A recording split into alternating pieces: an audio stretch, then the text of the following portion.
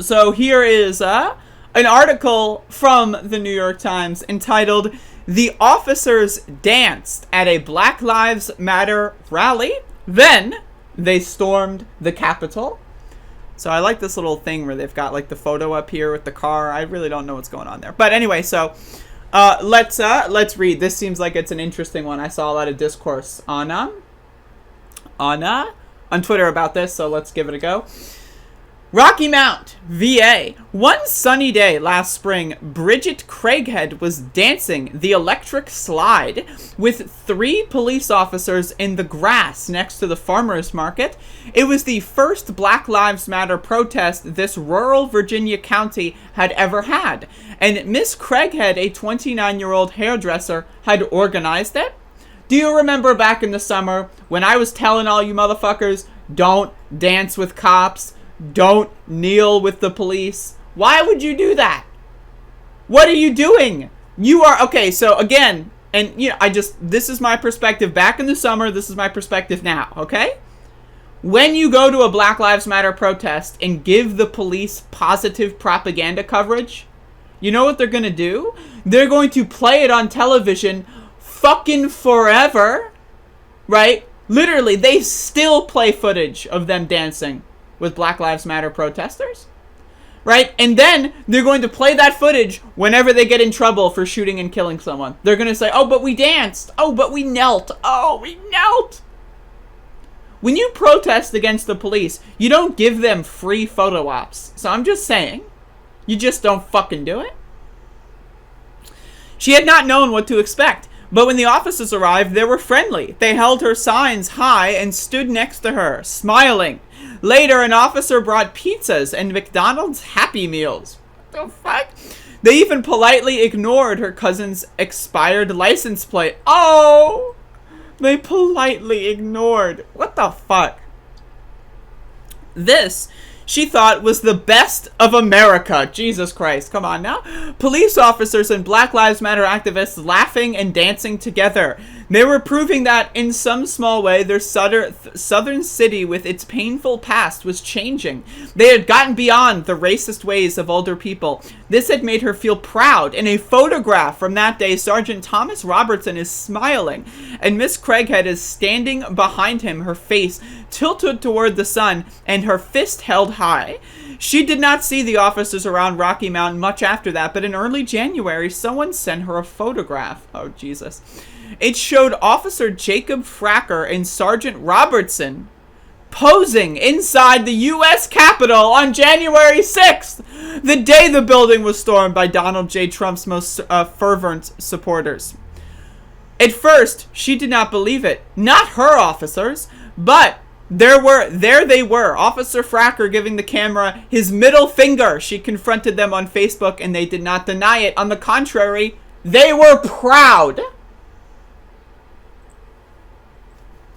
Again, never, this should be a lesson to everybody, never give the cops positive propaganda, especially a fucking sergeant. How do you think they became a sergeant? Because they know how to play the fucking game. They know how to manipulate the media. They know how to cover things up. You don't get promoted in a southern police station, precinct or whatever, right, without knowing how to play the game, without knowing how to cover up crimes, without knowing how to be good around people. You don't understand, okay? Clearly they don't, and I hope that they do now. Never trust a cop. There's a reason why cops can lie to you. They will lie about everything. Literally everything. Anyway, let's keep reading.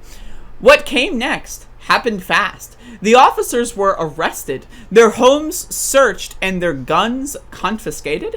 Residents yelled at one another outside the municipal building while the town council was inside debating the officers' jobs. Miss Craighead and her hair salon received threatening emails and Facebook messages. The officers did too. Everybody, it seemed, was angry. From the best of America to the worst of America, that was Franklin County over the past year. But what happens now? No. This is fake news. I'm sorry. I gotta put my foot down. it was never the best of America, motherfucker. Right? Like, when someone lies and does a photo app to get, like, a good press coverage, right? Because they don't want to, like, look bad in the media for whatever, right? That's not the best of America. That's called they lied to you, dumbass. That's what that's called. Anyway.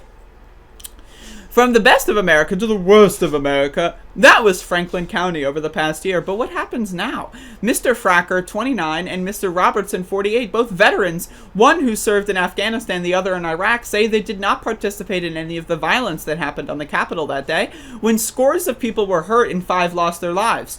The charges they face, disorderly conduct and disrupting the proceedings of Congress, are nonviolent and less serious than those facing people accused of assaulting police officers.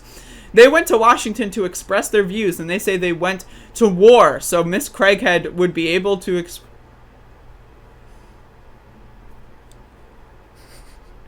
I'm sorry. Okay, so these motherfuckers went to war so that a Black Lives Matter activist could dance with her and get a free Happy Meal. Again, these people know what they're doing, and New York Times has fallen for it.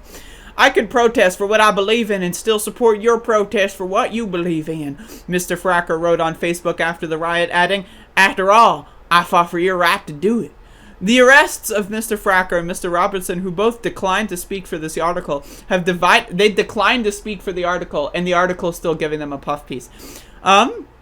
Have divided the county at the base of Blue Ridge Mountains. Their supporters say the violence of the riot was wrong, but that the sentiment of the rally that day protesting an election that many believe wrongly was stolen was honorable. This is the lost cause narrative in real time, folks. And this is a long-ass article. I don't think I'm going to read this whole thing. But anyway, yeah, that's one hell of a fucking puff piece. I'm not going to read the rest of it. First of all, imagine your name is Fracker. Like, what the hell? And second of all, why would you pose with a cop? Like, seriously, I hope that the protesters last summer that did photo ops with the police, I hope they learned their lesson. I really do. Because cops aren't your friend, not your brother, not your uncle, not your aunt, not your sister, not your mom. They're not your friends. They're your enemies. If they wanted to be your friends, they would quit the fucking force. That's the only option. I'm sorry. But anyway, this is why you should never give positive press to a cop ever.